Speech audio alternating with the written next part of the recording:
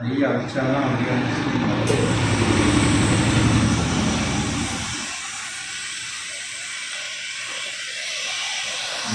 கொஞ்சம் வெளிச்சமாக இருக்குது, அதனால தெரியல.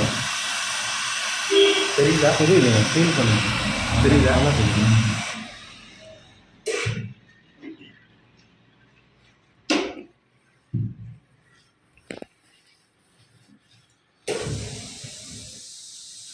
நல்லா சுருக்காக இருக்குங்களே சார் இது.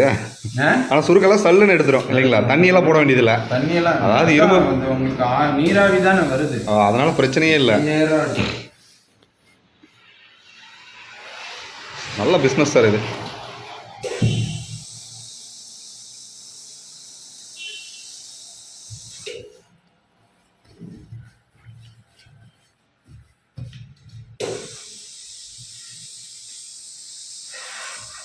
இதில் வந்து நம்ம பண்ணும்போது கொஞ்சம் சில இடத்துலலாம் சுருக்கம் இருக்கும்.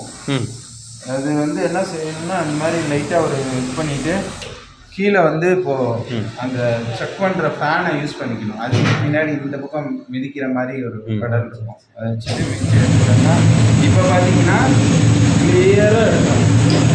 ஓகே சார், முடிச்சோம்னா சொல்லுங்கள், நான் வரேன். இப்போ பார்த்தீங்கன்னா அந்த சின்ன சின்ன சுருக்கம்லாம் கிளியராக இருக்கும். ஃபேன் உள்ள இருக்கும், இழுக்கும் அப்படியே அடியில். இப்போ பாருங்க ரொம்ப கிளியராக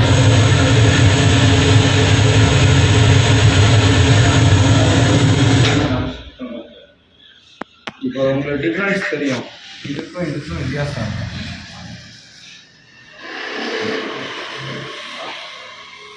இது தேய்ச்சது, இது தேய்க்காது.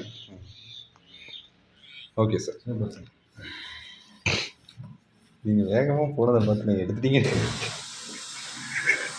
இப்போ பார்த்தீங்கன்னா இப்படி தான் வரும். ஃபஸ்ட்டு நம்ம இது பண்ணும்போது இந்த மாதிரி ரஃப்பாக பண்ணிக்கணும். ஃபுல்லாக ஸ்டீம்லேயே அயனிங் பண்ணிடுவோம்னு சொல்ல முடியாது, இந்த சுத்தம்லாம் இருக்கும் கண்டிப்பாக. இப்போது அது ஃபேனை அமுத்திட்டு ஒரு டைம் பண்ணும்போது என்ன ஆகும்னா சுத்தமாக எல்லாத்தையும் இருக்கும்.